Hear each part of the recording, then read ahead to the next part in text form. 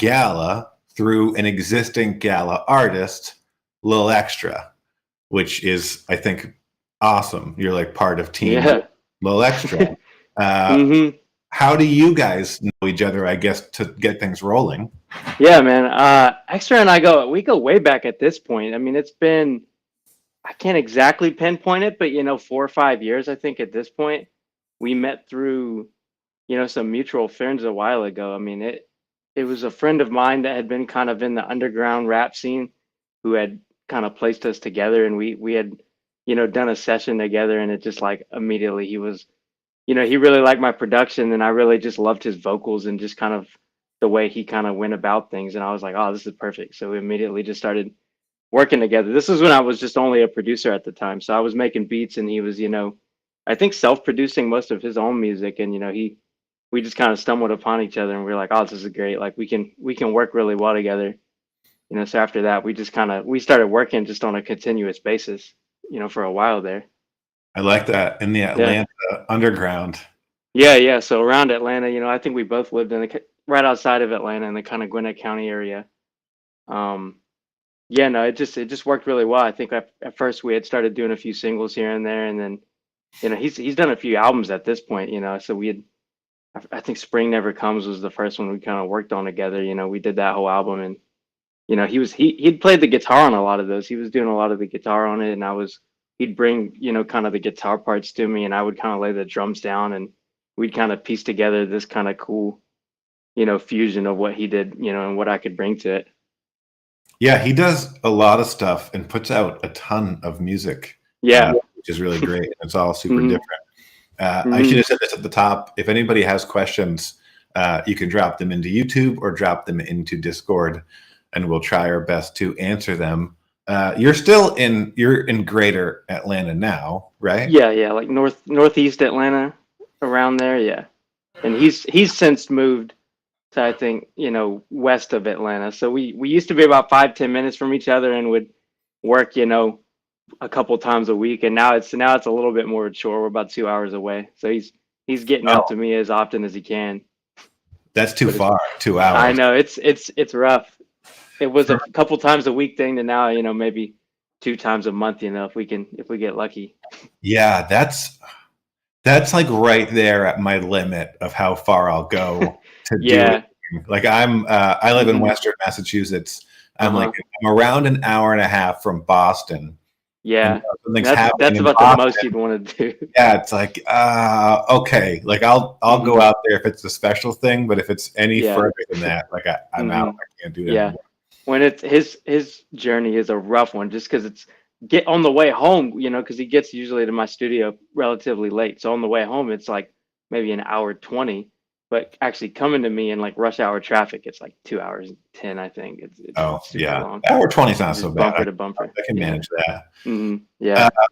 So luckily nowadays though, you can just work through Discord, and there is a lot of, ways we can work not in person, which is really cool, because we do like, once or twice a week we're working through Discord and through like screen shares and stuff like that.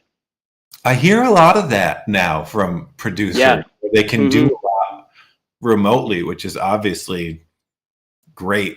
It's an interesting dynamic, because another artist, this guy Sion, that was one of the first people I worked with, and he kind of is similar to Extra Sound.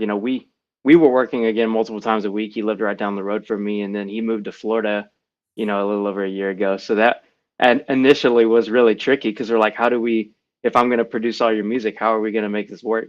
But the Discord sessions every week, and we're doing mix sessions where he can see my screen and kind of hear what I'm doing live. It's really cool. You're still able to kind of make it work. Sion, who is also joining. Yeah, true. I think dropping at the end of the month, all connected through, which is awesome. You had signed, and then when Sion signed, I was kind of bragging about it in the Gala Slack. I was saying it's the sad boy trifecta. Yeah, that's what it seems like. Even though we've talked about this, like you're categorized as like more of an emo pop, but you're not super emo, but you're still kind of I definitely say lyrically, yeah, and definitely still kind of getting lumped in with all of them, which I think yeah. is fine because they're all great. Oh yeah, there's so like I was an emo kid. Like there's so much great Yeah. emo music. And all three of Hmm. you guys, I love the sounds, and it's not. I Yeah. don't. None of you guys, to me, feel like emo. Yeah. Well, I Uh, think the lane has so much versatility around it nowadays. Is that you can have emo artists that are making like full on rock songs. You can have emo artists that are making pop songs. Like it could vary so widely. yeah, 100%. I like growing up. It was like if you were emo, you were just emo. Like that was the Hmm. only thing. But now it's emo pop. It's like all these different branches. But I love Yeah. going through Spotify and seeing all like the emo playlists because they're Hmm. all just like super silly to look at what Yeah. they. But you know, it's all good. You never know what you're gonna actually get. Click on one of those playlists. You got all different types of sounds. Yeah, a lot of different sounds. Hmm. So this isn't music related, but Hmm. it's important to our community because you live in Greater Atlanta. I'm going to be in Atlanta in June. Hmm. Would you come hang out at Waffle House with me and some people from the community? Yeah, that'd be awesome. That'd be super cool. That's Yeah, if the you give me a date and time, I'll be there. awesome. Maybe we can get extra hookup too. We can I find know, one yeah, that'd be for great. you guys. Uh-huh. Yeah, that'd be sick. I know Sion's in. Is he in Orlando now? Yeah, so he's in Orlando. He's actually in Georgia right now, but yeah, he kind of he'll make the trip back and forth, here and there, a few times a year. Nice. He Hmm. was such a nice guy when I talked to Hmm. him. Like you're a nice guy too, obviously. Extra super nice, Yeah, super good. So when I talked to him, it was like, mhm. holy cow, is He's a this good dude. He's yeah, real positive. He loves positivity and so good vibes. positive. Yeah. And even like on Hmm. a Zoom, like you got that. It's like, whoa, okay, yeah. Uh-huh. Oh, Yeah. That's one of his because especially when you kind of see each other as partners, like business partners throughout the years, there's always going to be ups and downs to music and just everything. And he's always got a positive outlook. Like there's always periods of like, oh, this isn't working. Oh, maybe this, it's easy to get negative, but it's always good to have someone like that around that yeah, helps yeah, you for keep your sure. head up. So let's talk about you and your music. I think we've talked about Yeah, Sion sure. and Extra enough. So you started as a producer. When did you start musically? Like when did you first get into it? So just musically in general, I'd say probably like six, maybe. I mean, just as early as I can remember, I'd been taking piano lessons. I think I'd like begged my parents or something to do piano because no one in my family's really musical, but they love music and they kind of had played a ton of it around me from a really early age. So I just was like drawn to it. So yeah, early on piano. I've never heard anybody who begged to take piano lessons as a I kid. know. Why? I think I don't think I begged for piano now that I think about it, but I begged to take guitar lessons, and they were like, "Well, you're too small to hold a guitar." So they're like, "If you learn piano and stick with it, you Yeah. can take guitar." So that was kind of their compromise. So I took piano lessons for like 2 or 3 years, and I didn't love the piano lessons, but it was enough. Like I showed them enough to where I could go and take guitar lessons, and I think around 8 or 9 is where I had started on those, and that's when I got really just hooked on music and just addicted. Like I was just playing guitar all day long at that point. That's a really smart play by your parents. Like you Yeah. can play guitar, but first you have to play piano. Uh-huh. And That's I the think it weirdly gave me a good base. I think I would probably tell people to play piano before guitar because for whatever reason it just makes more sense like music like whenever it comes to just the theory of it all and everything. I think piano is a really good base to have. But yeah, once I started playing guitar is when I really actually started falling into it a lot more, playing it all day long. And then that was for a while. I mean, I played in bands, I think from around 12 to 14, 11 to 14, somewhere around there. I was in a band or two, playing a lot of, You're in a band when you every were day. 11? Yeah, it was weird. I mean, they were like 16, 17-year-olds. I'm like 11 years old. It was weird. That's awesome. Yeah, they had to think that was kind of funny. But yeah, so I was in that for a while, and then for a while I was only into kind of older music. I mean, either hard rock or kind of like 80s, even 70s music. I kind of wasn't a big fan of like current music for the longest time until you know, maybe high school, maybe ninth grade is when I kind of had a shift and like started getting into hip hop and rap a lot more. And I think it was either freshman or sophomore year that really got me into production in the first place because I had taken a music tech class, and that's what really changed my whole life. I can kind of credit that class I had taken with everything because it was just a we were working in Logic and GarageBand at first, and it was the teacher wasn't really teaching us anything, but it just kind of exposed me to like the possibilities of like, oh wow, I could make beats, or I could just sit down on the computer and make music on the computer instead of like, you know, just soloing on a guitar all day long. That was in high school. You had a music production class? Yeah, we had kind of like a computer lab, and I guess they just loaded up Wow. GarageBand on all the Macs or something like that.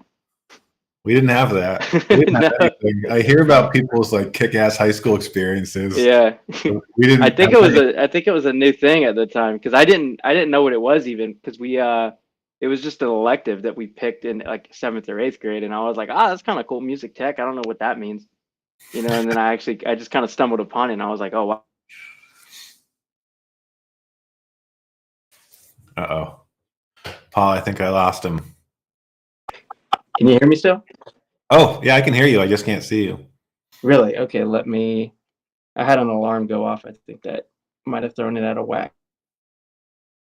I think we can still hear you. I'm still live. People are still watching me.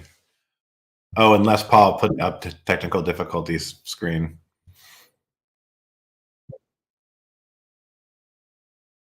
Oh, perfect. Then I'll talk about how I didn't have music tech in high school. That wasn't a thing. We did have music theory. At our high school, I took Spanish class for the first 3 years, but didn't really learn any Spanish. And then senior year, I was taking Spanish 4. And the very first day I got in there, it was like, wow, I can't believe I don't know any of this. And so I dropped it and I picked up a music theory class because I thought music theory sounded fun. I passed it. I don't remember any of it, but that was the extent of our musicality. We had band and stuff, but not like music production, not like actually get into it, learn to be a producer or DJ. We didn't have learn to be a DJ classes in high school. Oh, now I don't have your audio. This stuff happens all the time. Don't even worry about it.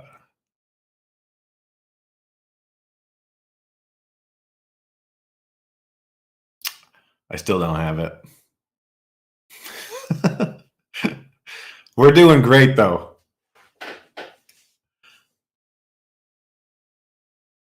I could try to read your lips if we don't figure it out. I can ask questions and you can answer. And then when you stop talking, I'll move on to whatever the next thing is.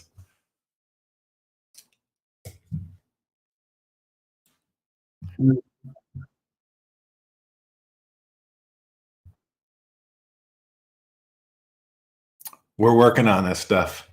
Yeah, worst waifu. Love the American school system.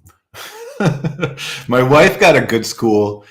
She like talks about the classes they have had all the time, and it's like, what is going on? How like we both went to public school, but hers apparently had funding, and so they have all these rad classes, like 8 different languages you can learn. Like you could learn Spanish or you could use French, and that was basically it. Those are your options if you wanted to learn a language. Sad.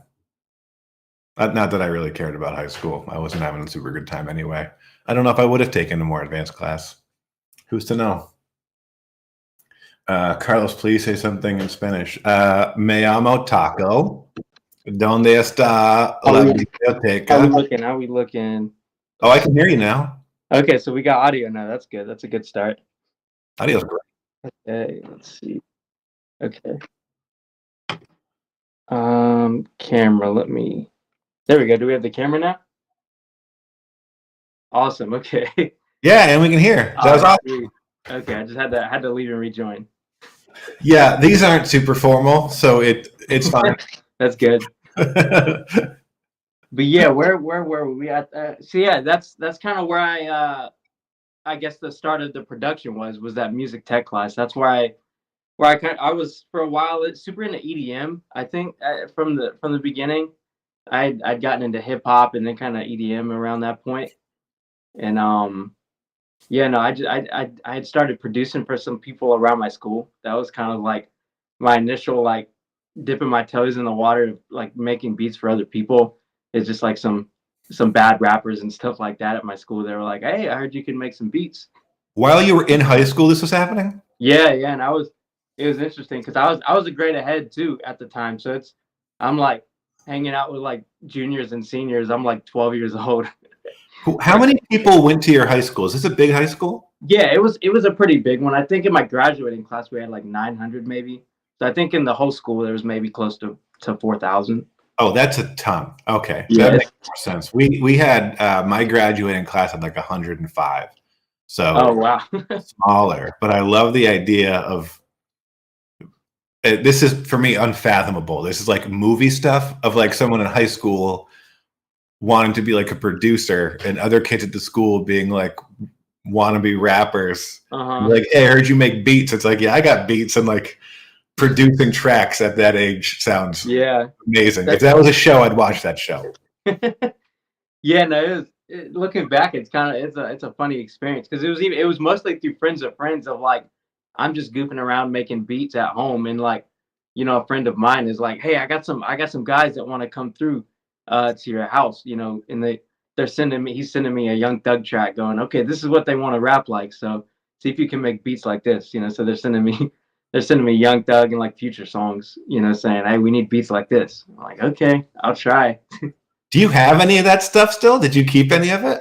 The beats. I mean, I'm sure I might have one or two on a hard drive somewhere, but they were rough. Be awesome to revisit and be like, this is the stuff I produced when I was in high school. Yeah, no, I found like a music tech beat I had made a while ago, like a year or two ago, and I was like, oh, that is rough. But it's funny because you'd have people in that class just going crazy, just jumping up and down. They're like, oh my god, but looking back, you're like, that was not good. I don't know what they're so excited about. So how did you bridge from being the high school beat maker to being the professional the artist you are now? I guess so. I all throughout high school I was making beats.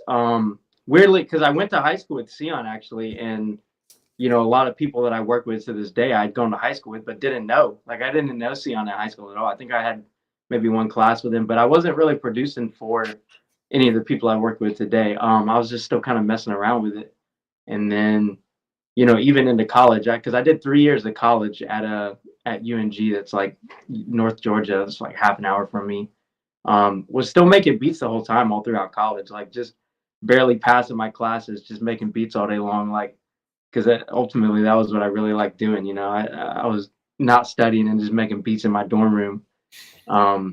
Just having a good time doing that. And I had always assumed something would work out, but it was always like also a backup plan. I was like, it'd be great if I could do music, but if it doesn't work out, I'll go get a job. I'll do whatever I got to do to survive. But around 2017, I think it was like my third year in high school is when I'd linked in with this one dude and got a song with Lil Uzi Vert. That was like my first, I guess you could say, big break, or at least what I like interpreted as a big break. The song hadn't even come out yet or anything like that, but I like, for whatever reason, was like, this is what's gonna, this is gonna allow me to do it. So I like I stopped going in classes. I wasn't even good. I was failing every class I had because I was like, oh, I'm a musician. Like I don't need to go to school. I'm done with this. So I basically just dropped out at that point because I was like, all right, I'm just gonna make beats now. I don't need to focus on this school stuff. And then the song doesn't even come out. There's this whole fiasco of the producer that I had collabed with got caught leaking Uzi songs, and there was this whole thing of all the songs I had with Uzi and this other producer got scrapped off of the album, even though we had contracts and paperwork, and I assumed it was a done deal. Here I am. Oh, these songs are never actually going to come out, and the producer I was linked in with is not really working with Uzi anymore. So I had dropped out and everything, and then here I am.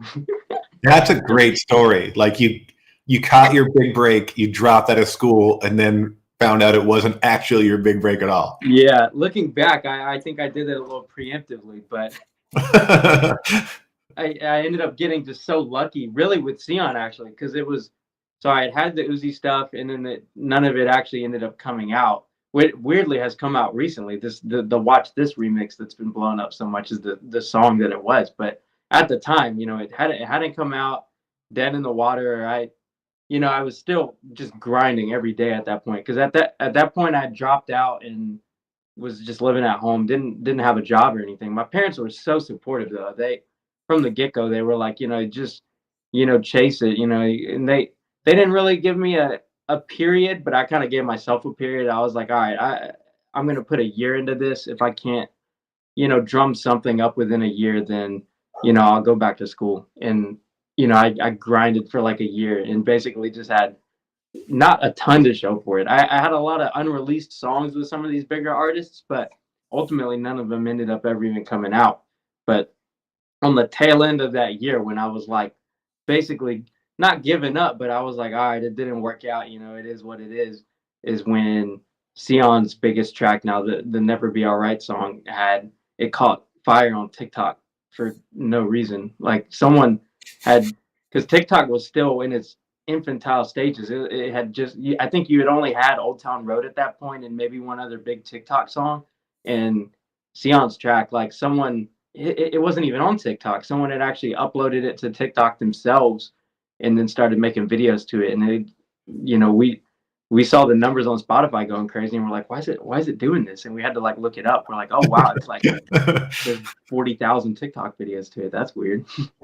That's a pleasant surprise. You just see the numbers start jacking up and you're like, what is going on? Yeah, because it went from a song that was making like $100 a month to suddenly like, oh wow, this is actually like paying my bills, or like it's giving me enough money to like call it a job just in a matter of like a month or two. And the situation was hilarious because Sion was in jail at the time. Actually, he was actually in prison, and that he didn't even know TikTok existed, I don't think, because he ended up being in prison for like a year or 9 months, I think, and it was like he'd only been in for like a month or two.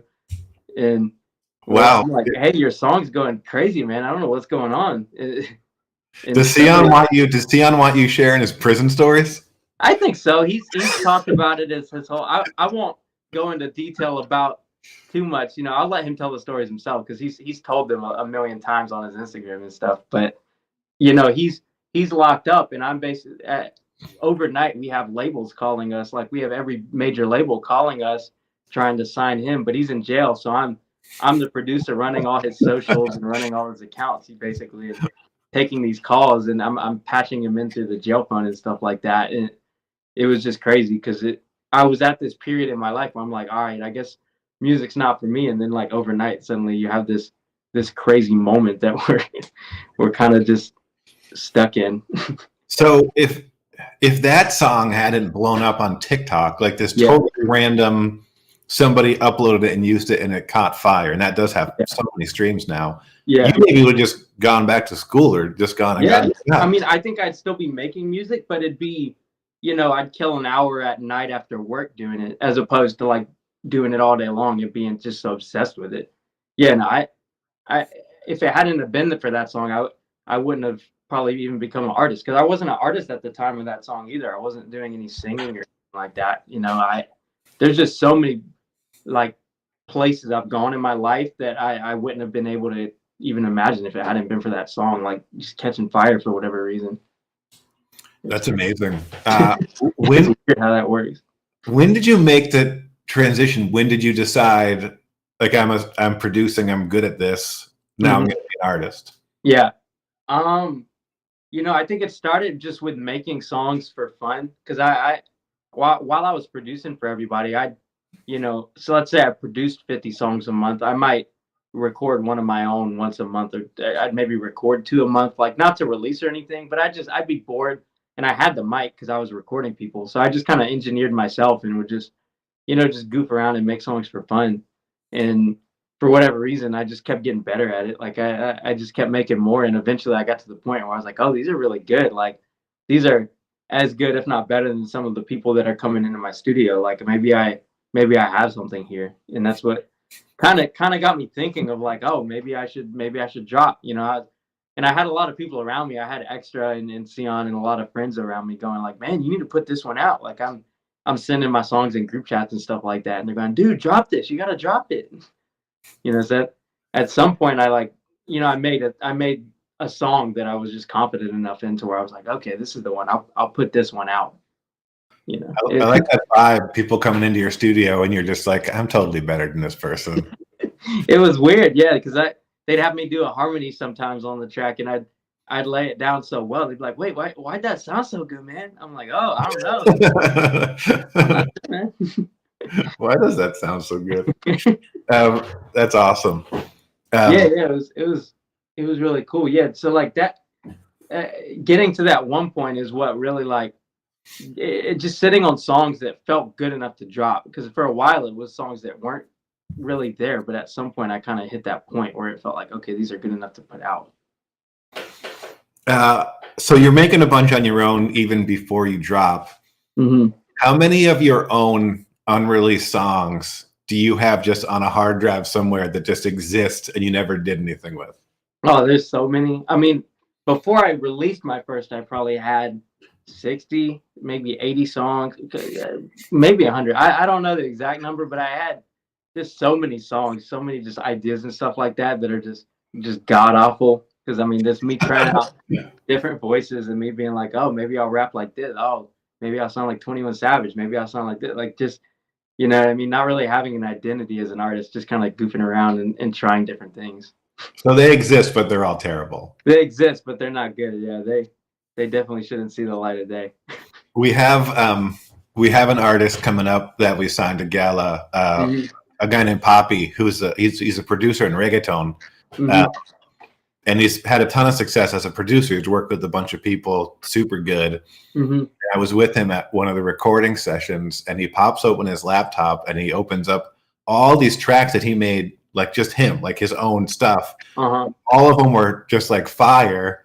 And he's like, yeah, like I'm thinking about like doing what you did. Like I think I'm at a point now where I should probably drop my own music because I'm good, you know. And he was confident. It's like, yeah, these are all really good. You absolutely should do that. Yeah, it's cool to see when producers get to a point where they're like, I'm a great producer, but also I could probably just drop these songs on my own.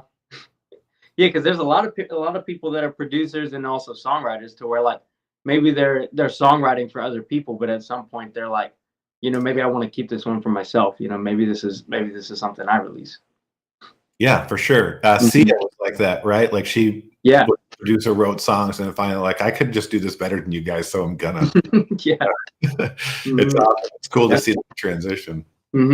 Yeah, for sure. So the song that you're dropping with us tomorrow. Yeah.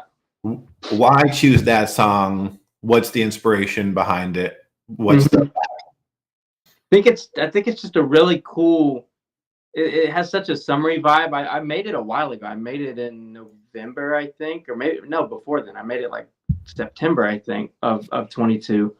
But it just didn't feel like a winter song, so I've kind of been sitting on it, and you know, I think I've changed the beat behind it once or twice too, just to like encapsulate the vibe that it has, because it's like what we talked about, where it's kind of an emo song. Like lyrically, it's kind of like heartbreak lyrics, you know, because it's called Cupid, and it's about like where's Cupid? Like I can't find Cupid, and that's kind of the gist of it. But it has a very like summery vibe to it. Like since I had made it last year, it felt like it needed to be a song that comes out in spring or summer, you know. So I've kind of been waiting for the right moment to drop it, you know. And I ended up getting this girl Jira Burns on it for a feature, you know. She sent that back I think a month ago, and that's also what kind of just made the song feel a lot more like complete.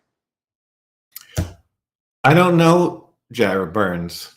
Yeah, she's not massive, but she's, you know, she's really talented. She's got a few 100,000 monthly listeners.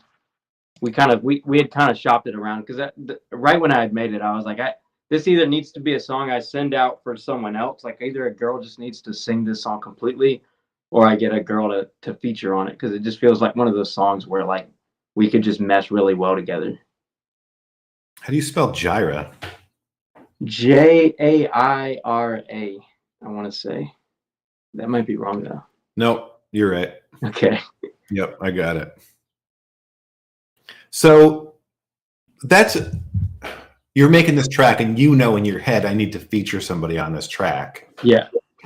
What's the process of deciding who that's going to be? Like, do you have artists who you normally work with and you're like, hey, Jaira, I think you'd be great in this song? Or how's that work?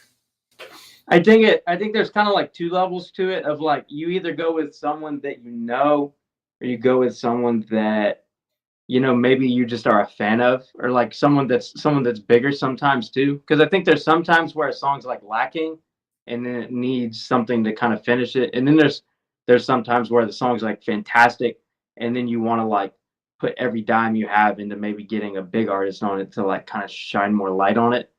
You know, and this one felt like I'd made it and it just didn't feel complete without a girl like kind of singing on it. And I was like, I knew I needed like a sharp, kind of punchy girl vocal.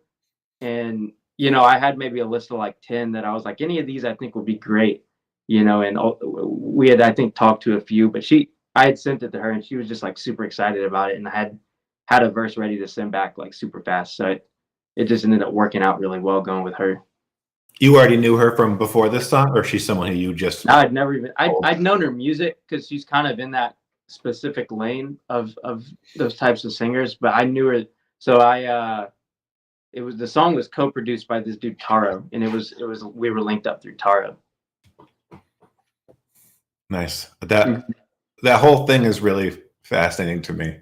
But I guess that makes sense. You're like, oh, this song is a winner. Whatever I can do to get someone, like if I can get someone with 5 million monthly followers, like a name on it, it'll give an extra boost. But it costs however much more than, you know, I just get my cousin to come sing on it type thing. Yeah, because that's how, like, one of my older songs, Tired Eyes, that we got Pao Fu on.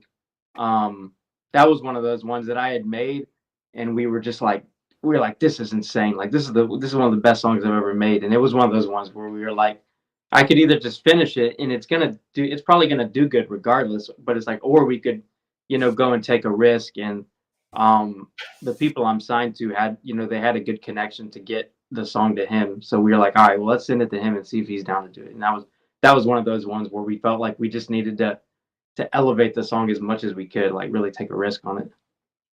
Yeah, and it's cool. I think that makes a difference, like who's featured on songs. Like Bronze Whale is one of our artists.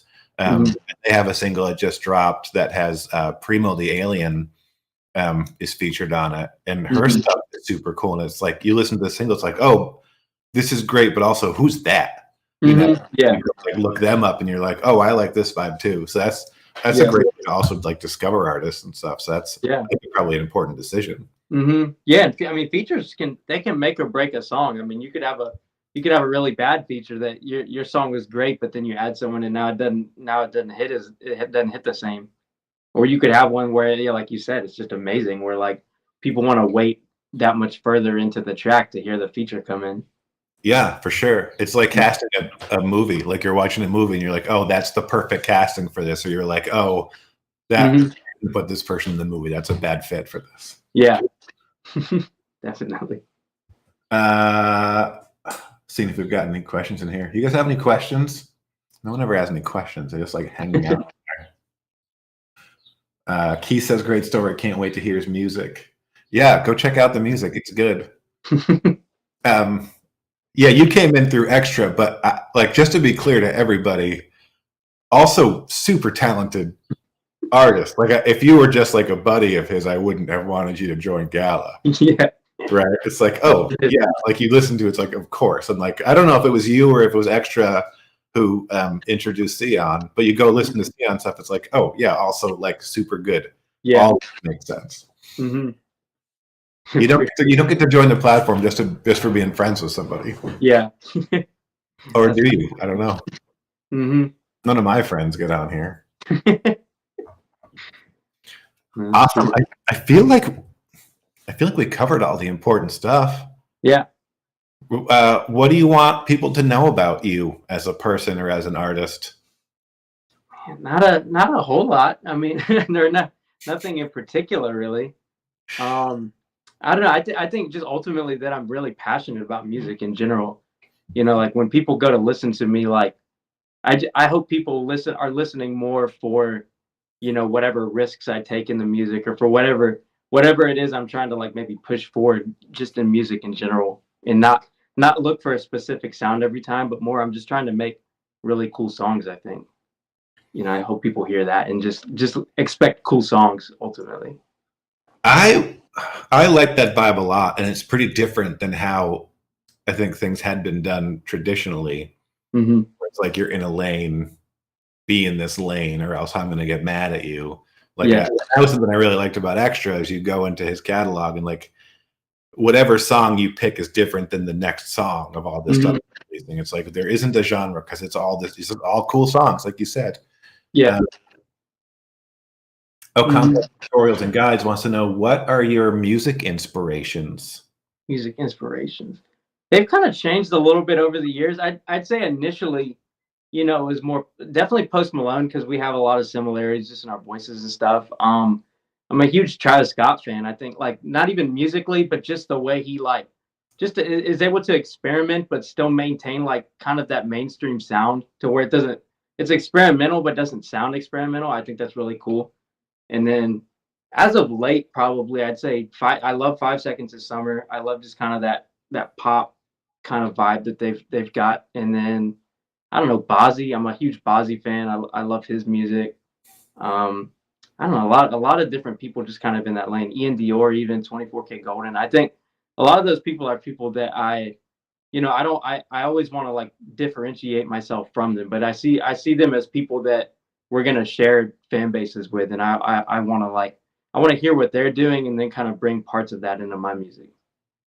Yeah, I think that makes sense. Mm-hmm. Gala Music Player says, can we start these in the future with a small sample? Yeah, like of the songs. That's probably a good idea. Like Cool. if we start an AMA and I have the track playing, that's going to be going on.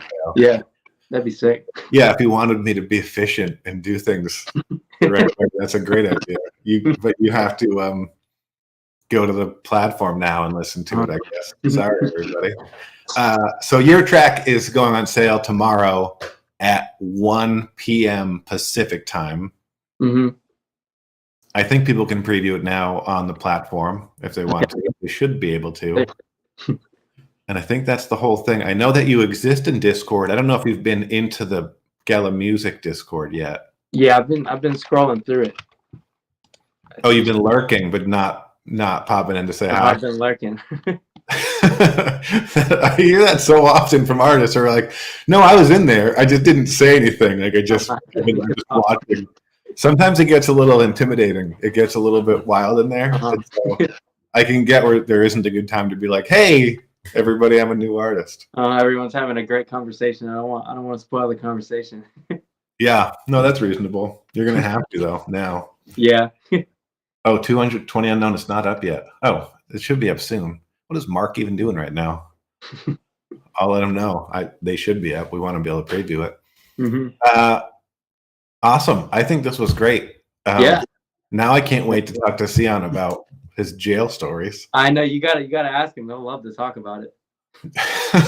Awesome. So much going on. Yeah, that's something. Mm-hmm. Yeah, so good luck tomorrow. You have to pop into Discord tomorrow just to say hi, at least around the drop. Yeah, definitely. And either way, I'm going to see you at Waffle House in like 6 weeks. Yeah, 100%. I love the Waffle House. You're used to it. You're in Georgia. That's like Waffle House Central. So for you, there's a Waffle House on every corner here. Yeah, like for you, it's not special. I don't have them up here, and so when really? You guys don't have them, really? No, the furthest north they go, there's a couple in Pennsylvania, but that's it, really. Which is a total bummer because I love it. So I'm traveling, so I'm going down there to see some people and to do a couple of things and to eat at Waffle House. Like if it's Waffle House, we could do it at 3 a.m, 4 a.m. You know what I mean? It could be at any time there. Yeah, I try to explain it. I try to explain it to people, the different vibes. Like if you want to just go in the morning for like just a regular chill breakfast, or if you want to go like late night after you've been partying, and the different like danger levels depending on which Waffle House and when you go in. It's exciting. Yeah. You never But know. the food's always great no matter what. That's true. 20 Unknown says, Taco, let's buy a Waffle House together. They're franchised, but you have to manage a Waffle House for a minimum of a year before they let you buy a franchise. You can't just go pick one up. You have to be like super committed. That's smart. That's how they should do it. It's super smart. Like you can't just go, because I would just go pick one up and then I'd ruin the vibe. Like you have to really like that way you can't to work at Waffle House for a year. That's a lot to be committed before you can own one. So that's not an easy task, managing a Waffle House for a year. No, that's a long time. That's a rough job. Yeah, there has to be pretty high turnover at the Waffle House. You're that committed. They owe you a Waffle House. Yeah, for sure. Waffle House, I think you either work there 3 weeks or you're there for 20 years, and that's it. That's true. And I love the women who are in there after the 20 years, and you go in there and they just like they couldn't care less about you, but they still like call you honey, and it's like, oh, they're still great. Yeah. All right, we're going. I talk about Waffle House too much on this show. Yeah. Thank you so much for joining me on the AMA. I thought this was really useful. Thanks for having me. Yeah, and we'll get people to preview your song because it's good. You're really good. Appreciate it, man. Awesome. And we'll see everybody else in Discord. Thanks for joining us. Like and subscribe. Paul just whispered into my ear monitor. Like and subscribe, everybody. The people watching this have already subscribed, Paul. It's the same people. Thank you.